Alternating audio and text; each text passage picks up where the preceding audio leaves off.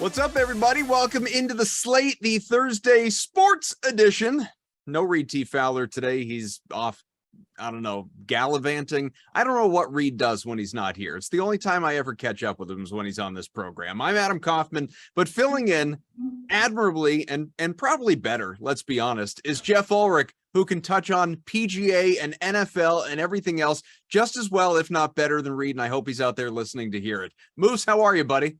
Yeah, I mean, I see Reed every day. He texts me. He's disparages me on shows. I don't know what he's up to, but anyways, yeah, we can cover everything. This is the sports. This should be the show that I headline. It's sports, NASCAR, PGA, hockey. I even do basketball sometimes. So yeah, let's do everything. Let's throw it all together. NFL's back tonight. Let's go. Heck, you got baseball's Field of Dream games happening. Okay, baseball, I'm not going to baseball. That's one thing.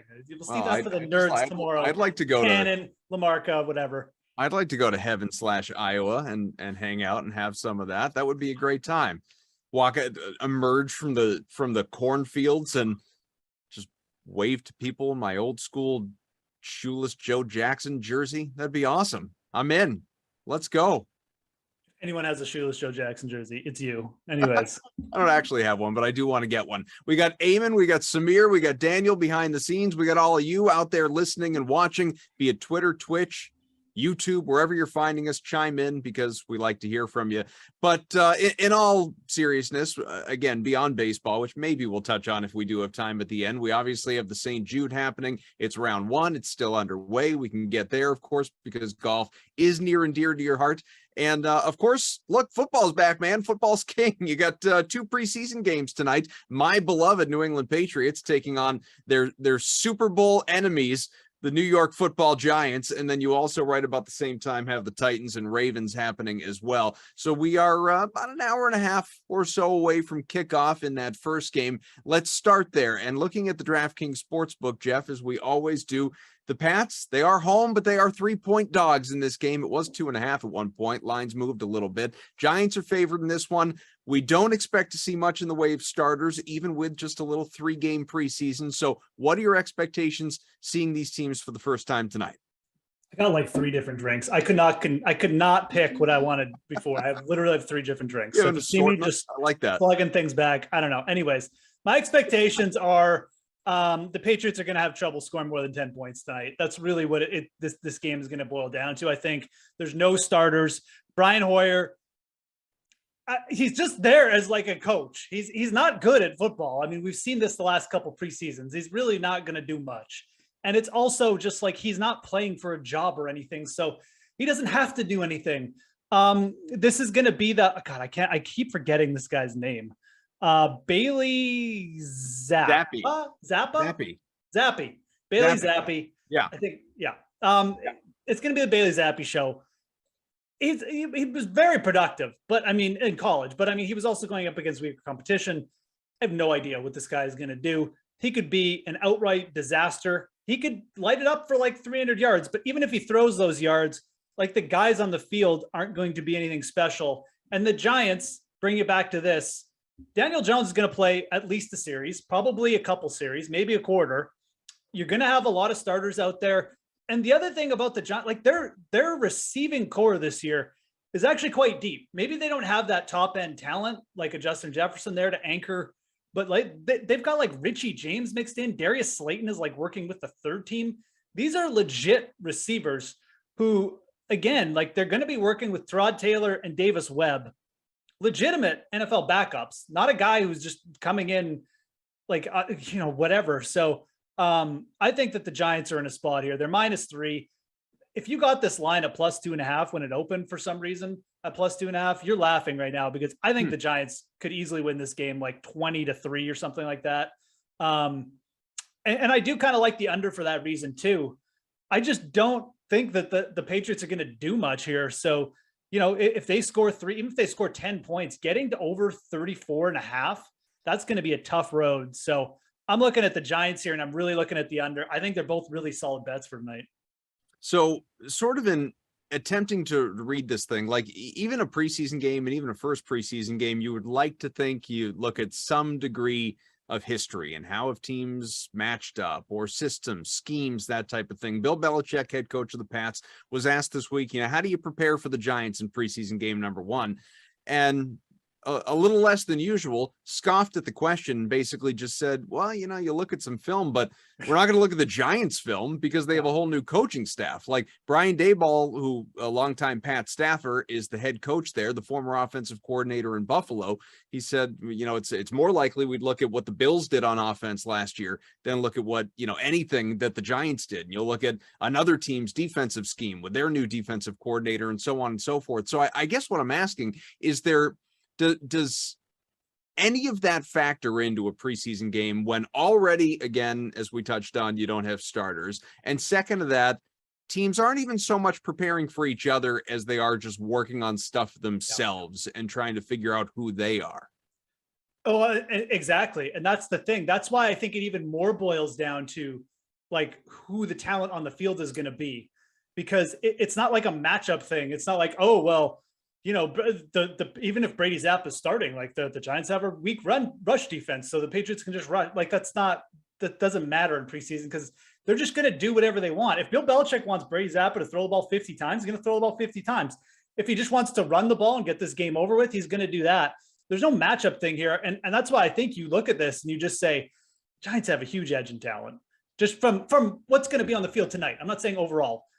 And then obviously just also bouncing it back to the fact that like Brian Daboll is taking this game seriously. He wants to set a tone. He wants Daniel Jones to show him something because he's coming off a couple terrible practices. That's the other thing.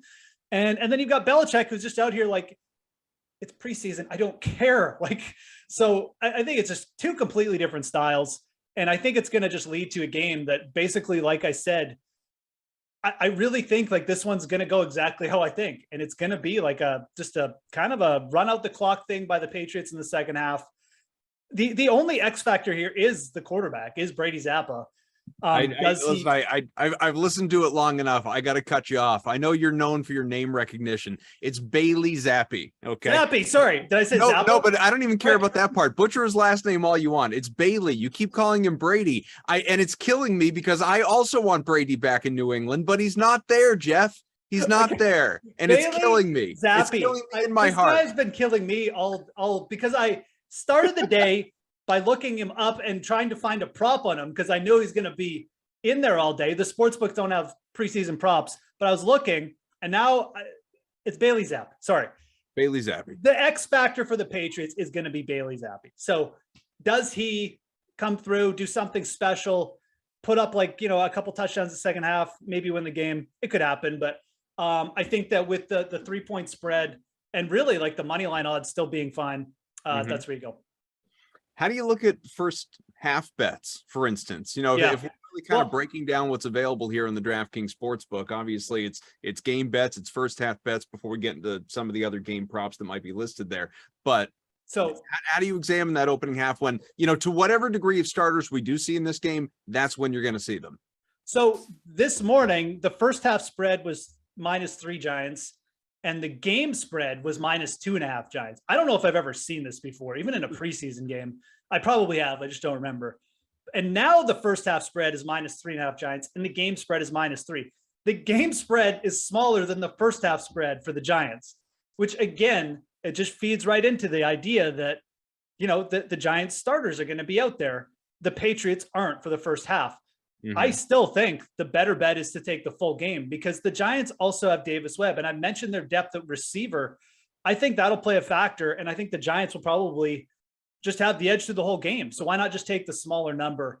I think that at 3.5 too, like we're actually talking about pretty key numbers in the NFL once it gets over 3. So I'm not going to take 3.5 on a first half spread. It's also, it's a more condensed bet too, right? Like more can go wrong in a half for the Giants versus a full game. So I would actually just avoid the first half spread at this point, now that it's got to this number. And I would stick with the full game. But it is a really interesting situation. Obviously the books people have been picking up on this through the morning, and people are just betting the Giants through the roof right now. I'm curious as to your perspective on this, and I'll tell you how I'm thinking about it. And you tell me if you're on the reverse, if you agree, if you're just, out in terms of any level of interest in general. But when I'm looking at the total, and I know you said you're really thinking strongly about the under 34.5 for the game. If I'm breaking it down, if I'm looking specifically at the first half and thinking, all right, Patriots defense, regardless of how it's overmatched the Patriots offense in training camp so far, this is still expected to be an abysmal, like beyond mediocre defense here in the regular season. Right. Some of the losses they experienced, most notably in the secondary, JC Jackson's gone, relying on Malcolm Butler, who didn't even play last season, on and on and on. So I see that 17. I think some Giants starters are going to be out there, as you talked about. I could be talked into the over, or as you might say, I don't hate the over 17 in the first half. Now, I agree with you. I'm not big on 34.5 as far as, I'd want to go under that. But I wonder if you're more inclined to say, all right, better talent's going to be out there in the first half. I think there's more chance at offense. I'm going to take the over there. If I'm taking any over, I'm taking the over 17 in the first half. Or if you go to the flip side and you say, I don't really like points in this game in general. And if I was gonna like points, it wouldn't be in the first half. It would be when all these other guys that are going to be bagging groceries in a few weeks are playing in the second half, and they're not really competing against anybody, and therefore they won't be stopping anybody. And so we're going to see a whole bunch of points. And if there's any scoring in this game, that's where it's going to come from. No, I'd much. The problem with that theory is that the guys on the offensive side are also going to be, as you put it, grocery baggers. So. It actually, I think the defenses actually have a bit of and that's why we see low totals in the preseason and just low game. Like we don't get shootouts because the offenses are just so all over the place that the defenses usually just have the edge. But to your point, like I agree, like the over is a more attractive bet in the first half for sure at 17. I think with the stronger offenses out there, you could get a situation where Brian Daboll's just like, okay, you're not coming off the field, Daniel Jones, so you put one in the end zone, and maybe that gets a quick score out of him. Yeah. And then again, you've got Taylor coming in for the second quarter who wants to show something. He's a competitive guy. He probably thinks he can push Daniel Jones. So, and then also on the other side, like Hoyer, as much as I don't think he's good anymore, he's still probably going to be their best quarterback of the night. So yeah, I think I like the under for the complete game, but like if you're not really into betting the under and you do want to bet an over, I mean, yeah, the first half makes way more sense to me. You know what I wonder too, just sort of thinking about, again, I don't know, new opportunities, new locations, all of that. Like you think back to the Hall of Fame game. Yep. And the Raiders winning that game. And obviously there was a decent amount of points in that game, but it was so clear that it was important to win that game for Josh McDaniels. Josh McDaniels went out there to win that game. Like preseason be damned, man. He had Josh Jacobs out there. He had some other guys out there. Even when they came out, he's still coach. Like he wanted to win. He wanted to score. He wanted to get to his 20 some odd points. Bill Belichick doesn't give a damn about this game. Like no part of him cares about this game outside of like scouting some of the players. Even some of the guys that are out there on the field, I would be willing to bet he does not care about because he's seen enough of them in practice. Brian Daboll, though, head coach for the first time now with the New York Giants, first opportunity to kind of show himself. He's going back to Foxborough where he worked for so long. He's going against his, a mentor in Bill Belichick. I just wonder if there is a component of I want to win. He doesn't care, but it is important to me and maybe to my fan base and organization after the disaster that was Joe Judge the last couple of years. It is important, even in a preseason game, to win this game, to where that 17 in the first half in particular, and looking at the -3 for the night, some of those lines become that much more attractive to me. I mean, this is preseason, right? Like these are the edges that they don't really make sense in the. It's narrative street. Don't get me wrong. I know. No, but that's what I'm saying. Like that's what preseason is sometimes, right? Like it's guys coming. Like we don't have quantifiable data to be like, again, like with these undrafted free agents and guys that we don't even know necessarily the rotation of the players that are going to come in. We know that some players will be on the field, but we don't have we're not given this guy's playing 5 snaps, this guy's playing 10. A guy we think might not even play could come on and play 40 snaps. Like that's preseason. But what we do have to go off of is the setup and things like that, right? I think it is a big thing, and that's part of why this line has completely flipped. That Brian Daboll is coming in. He said it straight up. I want to play. Practicing in games is very important to me. And regardless of whether that's because he's a new coach or whatever, it's basically the complete opposite situation on the other end. Like the Patriots just don't care. And yeah, it's Bill Belichick, so these guys are going to go out and compete. He's like, that's not a problem. But in terms of like just the setup and how they're preparing, it's a big deal. I think it is for this game. Again, it's not something that you read into really in the regular season. I don't think you should, but the preseason, that's kind of what we have to go off of, right? So. All right, so that in mind, any narratives that jump out at you with this Titans-Ravens game in Baltimore tonight? It's very similar. Looking at the part, it's Brian. Bill Belichick is not happy with what I've been saying about this game tonight. It's Bill Belichick saying Mac Jones is going to play tonight. Kaufman, I've heard enough. I want to win. Thornton's going to score 17 touchdowns. That could have been him telling you how the snap count. You should have picked it up. I should have picked it up. If Bill calls again, I can't tell because it's just the Patriots front office line. So if I find out that it's Bill next time, I'm gonna pick it up. The Ravens are 3-point favorites in this game. The over/under is set at 32, and so again, similar totals to what we were just talking about. What jumps out to you in this game? Will we get the home favorite this time? Another potential road win, since that's how you see the other game going. So no, I mean this one. It's got a lot of similarities to the other game, but it's a little bit more intriguing. And the line is still -2.5 Ravens, but this is a Ravens team who's 18-1-1 in covering the spread over the last 20 preseason games. They haven't lost a preseason game in 20 straight starts. They're going to be starting Tyler Huntley, who is easily the best quarterback that's going to see the field tonight. They're going up against a pair of guys, again, like there's an X factor here with Malik Willis. What he's going to do when he comes in. Can he just break a couple rushes, throw a bomb, get Tennessee the win? They've got like Hassan Haskins. I'm excited to see him hit the field tonight, but the Ravens track record here, I don't know how you fade it. I don't think it's smart to. The Titans, again, like another team that they just don't seem super interested. Like Mike Vrabel, I mean, where does he come from? He comes from the Bill Belichick tree of thought, right? So, and again, like we're going to see a lot of Logan Woodside in this game. I don't think that's a good thing for Tennessee bettors.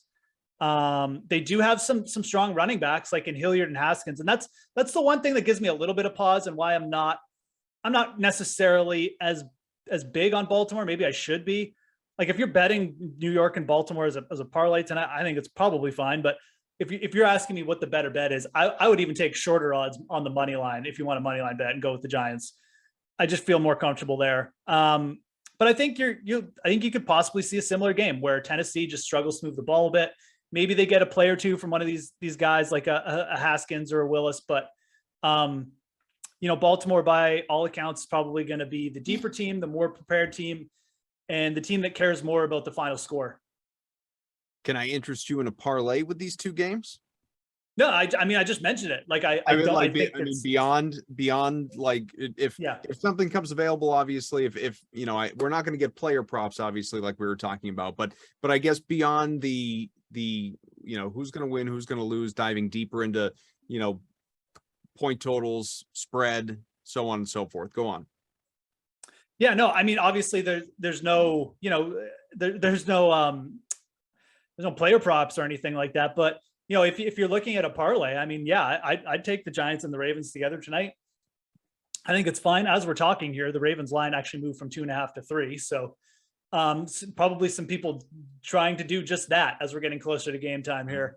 But yeah, I mean, this is both these two games kind of just, they have very similar feels about them. They have two teams who taking this a little bit more serious. They're probably going to be giving play to some of their better players. And then two teams who, we're not, there's some interesting players out there, but like who knows what they're going to do, what kind of system they're going to be in. So, yeah. Would you think all that much about DFS tonight? I mean, I know there's so much unpredictability when it comes to these games. Yep. From a betting perspective, never mind daily fantasy. Like daily fantasy is a whole other world of unpredictable when it comes to, all-star games and obviously preseason games and whatever the sport. Just taking a look here at what we have, obviously the two games that are available, and we're showing you on the screen some of the pricing right here. Yeah. So no, I mean, we should talk about DFS. Especially with everybody, priced the same. Everybody 1,500, 5,500 across the board.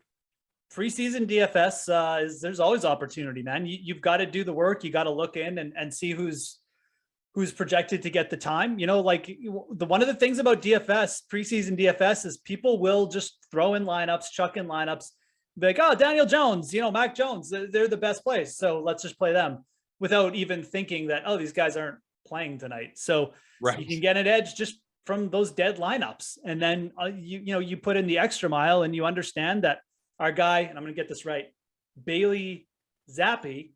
Nice. Thank you. Is going to be playing probably 3+ quarters, and will probably have the highest snap count of any quarterback on this 2-game slate.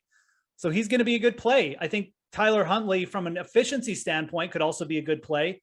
Tennessee quarterbacks, I mentioned Woodside, not interested there, especially going up against Baltimore. I think a lot of people will probably throw in some Willis lineups, but I think that's it's a very boomer bust play, and I think there's a lot of bust potential. I think the other quarterback I might think about is Davis Webb. He should get the entire second half. He's very familiar with the Brian Daboll offense. I think if there's a quarterback that kind of pops up on the slate that isn't Zappi or Tyler Huntley, it's Davis Webb, because he's got guys like Richie James, potentially even getting snaps with like Darius Slayton. Like I said, the Giants have a deep receiver core, just in terms of like they're like third string talent. They're third team talent, I should say. So Davis Webb, I think, is interesting. I think that, you're making 3 lineups, and you were in the big GPP here with 150K guaranteed. I love preseason guarantees. Hilarious. Davis Webb is a guy I would be making a lineup with, maybe a Richie James stack. Would be in theory, or you, Jeff Ulrich, plan to make some DFS lineups tonight? Jeff Ulrich will be making a Richie Webb, Davis. Richie James, I'm out to lunch here. That's okay. Maybe you're telling me you just want to talk about James White. You know what? There's a Rally Webb on the Baltimore Ravens. That's what threw me off. Weird. I don't even know who that is. R Webb. Yeah, he's also a wide receiver. Wide receiver number 11. I was looking for Richie real James. Number. That's a good number. Yeah, wide receiver 11. I mean, who knows? James White. I mentioned him just a moment ago. Obviously, while we were talking about the Pats, he announced his retirement today.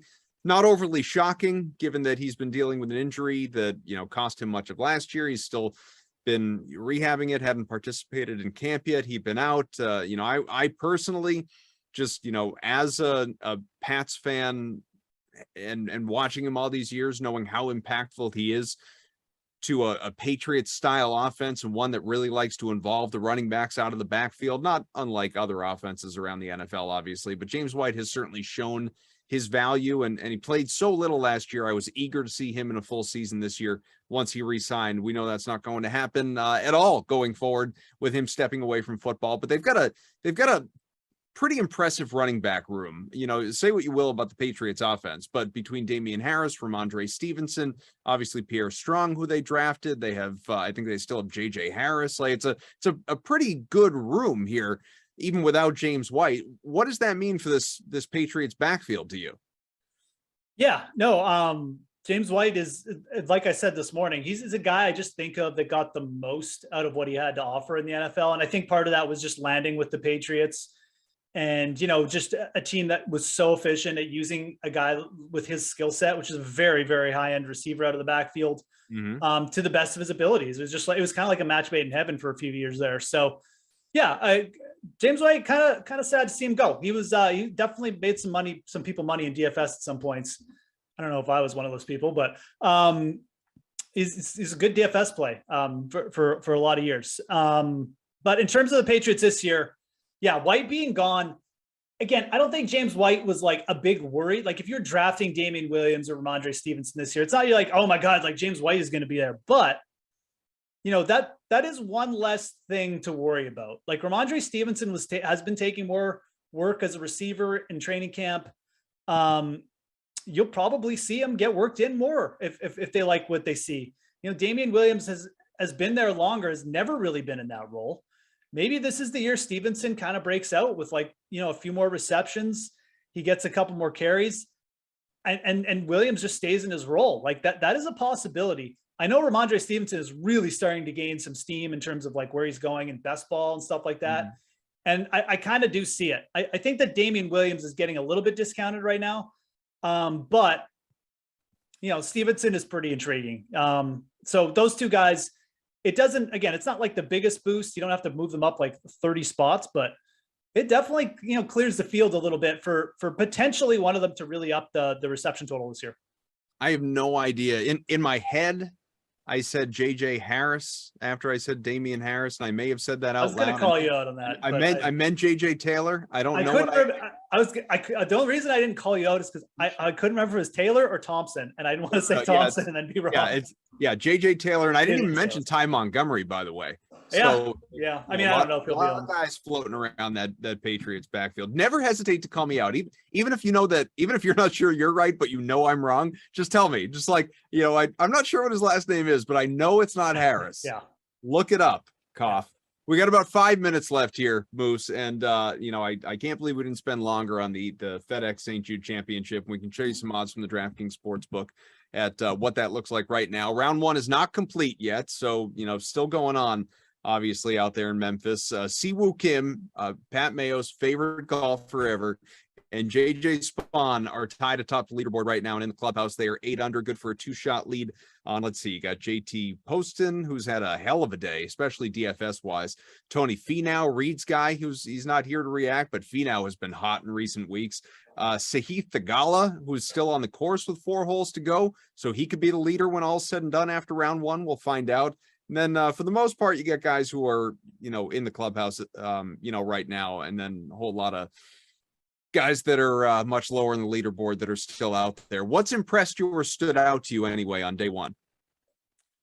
So this course is interesting. Like you will see guys make big numbers here because there's a lot of water, but it's not at the same time you avoid the water and like the main traps. Like it's not that difficult. And we saw it today with two guys shooting 8 under. So I expect the course will get a bit tougher, but I think that's good for fading the first round leaders. Like I do like Siwoo Kim. Siwoo Kim could win this tournament, but with all the water and the issues out there, and if the course gets harder, I think there's definite opportunity here. Like I like this event for live betting.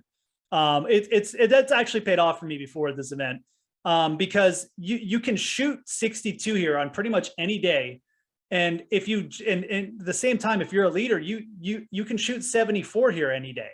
So it's that kind of course. It's very like boom or bust, and it leads to a lot of swings. And you'll see guys that started slow today, 2 under, 3 under, they could bounce back tomorrow easy. And so I think there's some good opportunity there. A guy like Aaron Wise, a guy like Victor Hovland down there, 4 and 3 under, they're still available at good odds. Even a guy like Colin Morikawa who just made birdie to get to 4 under. If he gets in at 4 under, you get him at plus 2,500. I like that, man. I mean, you get Colin Morikawa like a few shots back going into the last round here. He could just rip off his 62 on this course. So it's good opportunity. And again, we don't have super strong leaders. Like these guys aren't top 20 players in the world. Spawn and Siwoo can definitely play. They can play, but they're getting chased down by like the best of the best. This isn't like the 3M where you got like, like Adam Long and like, JT Poston coming at you. Yeah. We got Cantlay, we got Morikawa. They're going to be firing at these guys. So yeah, it's a good time to get on some of these dudes. And Morikawa really sticking out to me. I kind of hope he stays at 4 under. I already bet him, but I may even add because that's a good spot for him. Well, again, like JJ Spawn being at plus 2,500 and being the co-leader right now, like that makes sense to me. But while I'm not shocked, but I find it interesting that Siwoo Kim is plus 1,200 and still pretty considerably, off the favorite, which is Finau plus 700 when, you do look at him and you do look at his potential and you do look at his track record and say, okay, this is a guy who does have a chance to win this thing. Is plus 1,200 a good number on Kim? Like, do you like that number right now? Or not at all? No, okay. Not even a little. It's just the course. Right. If this was last week at the Wyndham, and against a weaker field, and you were getting like a decent number like that, sure. Yeah. Like, I mean, I could understand it, but no. It's had nothing to do with against Siwoo. It's just the setup and the course we're on. All it takes is one water ball, and like he's back in like T5 tomorrow. So no, it's not the spot to bet the leaders, in my opinion. Especially Siwoo. How about, I'm just, I'm scrolling this thing as I think people can see, but what I'm looking for is maybe a compelling top 5 or top 10 bet based on what we've seen so far. What do you think here? So to this point? Yeah, like a compelling in-play top 10 bet or something like that. I mean, what do we got Morikawa at? Plus 230? Like, God, that feels pretty solid considering as he's at 4 under. Like, Colin Morikawa is a guy who's not going to, when he's playing well, he's not going to get in trouble on these courses. That's why he's so good. He's won in Florida before on a similar tough course. So I'll be dead honest. Like, I kind of feeling that plus 230 on Morikawa right there. Especially among the big names. I mean, that is kind of T7 right now. So he's right there. What's that? T7 right now, right? So he's right there. Yeah, he's T15 right now, but yeah. Or T15, yeah. But he's 4 under, like, yeah. Like again, like it's the first round. There's guys like Taylor Pendrith, Martin Laird is in front of him, like Lucas Glover. I mean, it's guys who are going to fall. Yeah, guys we can't trust for 4 rounds. Let's put it that way. Let's put it nicely. I again, like, you can go further back though on this course. Like my guy Russell Henley at plus 600. He's at 2 under, but like he had a bit of a rough patch today. He can get it going on this course. He's another guy whose irons just aren't going to get you in trouble much. He's going to be giving himself opportunities to make this up. And then I'll throw one more guy out. Trey Mullinax at plus 750. He's at 4 under. Trey Mullinax is a very good player. He's continually underrated in the odds. He's at the same price. He's at the same score as Morikawa.